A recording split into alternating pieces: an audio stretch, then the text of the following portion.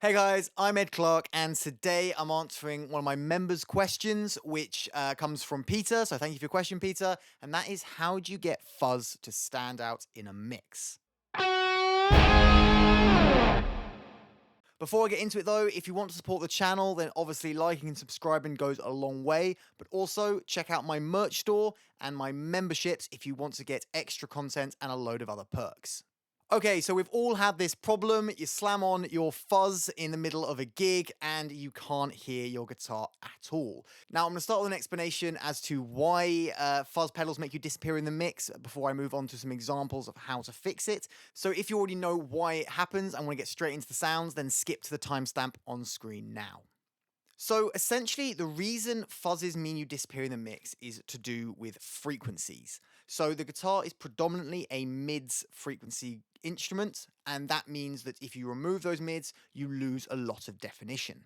Now, there are people who have made entire careers out of this sound, most notably perhaps Pantera's Dimebag Darrell. He was very famous for doing what's known as scooping the mids. You remove a lot, if not all, of the mid frequencies that you can from your guitar signal, and you get this super smooth sound. The issue with doing this is you also lose the thing that makes the guitar stand out, and that can mean you get lost. Now, fuzz pedals do something similar, to a lesser or greater degree, depending on the fuzz pedal in question, but ultimately they remove a lot of those mids. Now, that is an integral part of what makes a fuzz sound like a fuzz, and if you love the sound of a fuzz, that's going to be probably part of it. So it's not just as simple as somebody making a fuzz pedal with more mids in it, because if you do that, you kind of lose the vibe.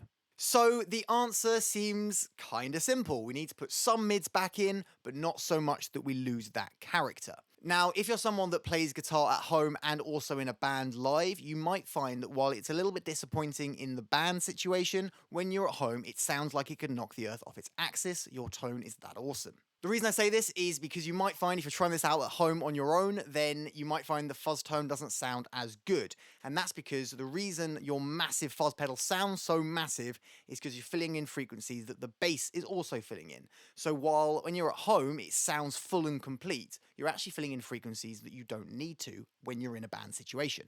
That means that when you try the techniques I'm going to talk about, you might find that it actually sounds thinner and less beefy on your own. But when you try it live, you should find that the bass fills in those low frequencies and you're left with the guitar frequencies that you really want, and the whole sound of the band is better. So, of course, we could try and compensate with our amp, driving up the mids a little bit more to cut through. The trouble is, then when you turn your fuzz pedal off, suddenly you've got way too much mids and the singer's asking you to turn down. So my answer, as is my answer for most things, is pedal stacking. So we're going to try stacking another pedal with our fuzz to try and get the desired tone.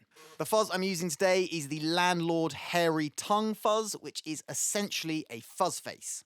Now, if you're using a big muff, you'll find this a problem to a greater degree, in my opinion. I find the big muffs tend to have an even more scooped mid sounds. So you will find you'll need to adjust the techniques I'm going to show you depending on what the fuzz pedal you're using is and how it works with your guitar and amp.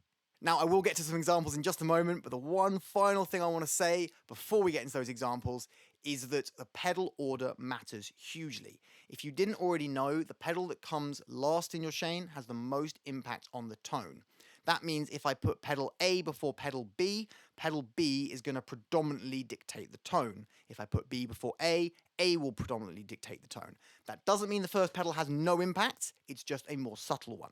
So we're going to use this to our advantage, depending on how much of a mids push you guys want to put into your sound. Now, I've created a little backing track to try and replicate the live situation. Of course, anytime you record things and you get that direct audio, it's always a bit clearer. So what I've done is try to layer up a lot of instruments to kind of simulate that all-encompassing muddy sound that we've all had problems with live in the past. So I've got two rhythm guitars and a Hammond organ, as well as the bass guitar, plus our fuzz riff that I'm going to play over the top. So the first part of the sound bites will always be the fuzz on its own, and then the second part will have our changed version with our extra pedal.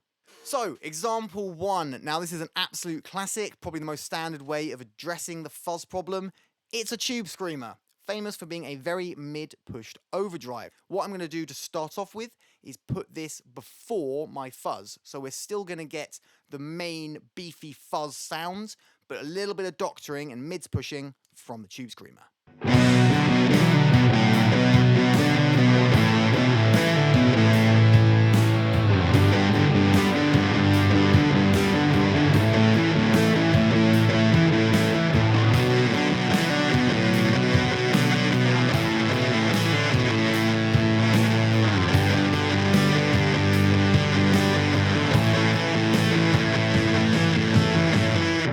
Okay, so now I'm going to do what I was talking about and reverse the order of the pedals. We're going to put the Tube Screamer second. Now you'll notice this is going to make a massive difference to the tone and it's really going to change it, but in context, it might be what you want.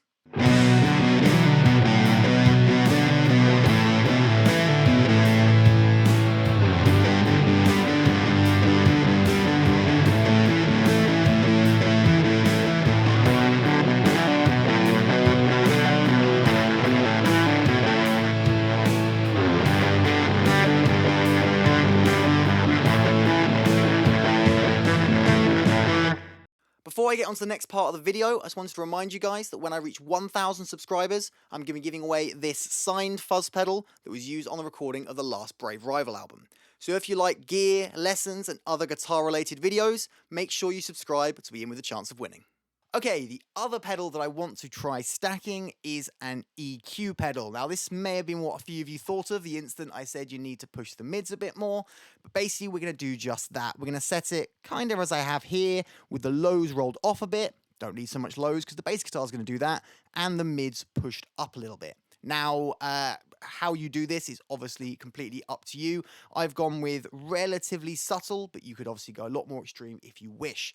Starting off with the EQ before the fuzz.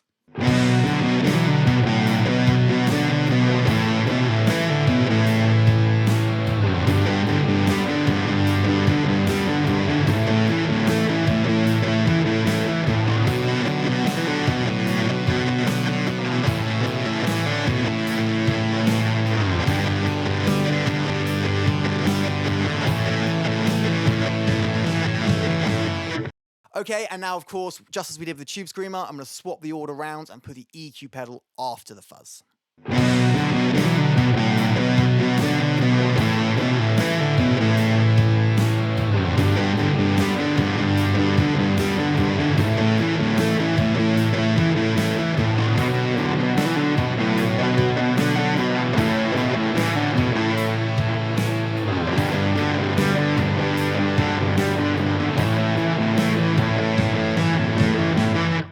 Now, for me, some of these examples are a little bit too much. I find if you mess with the EQ too much, you end up with quite a grating saw-like sound, which is not something I'd personally use. But I wanted to leave all the examples in because I know that some people like me will prefer the smoother sounds and other people will like the more saw-like aggressive fuzz sound. So there you have it, fuzz pedals and how to get them to sound a little bit clearer in the mix. Let me know what you guys think. What was your favorite solution? Let me know in the comments below. And if you have some other solutions of your own, please let me know those as well. In any case though, thank you so much for watching. I hope you enjoyed this video. If you did, please hit that like button. Make sure you're subscribed with the bell icon ticked to be notified of new videos. Have yourself a great day. I'll see you next time.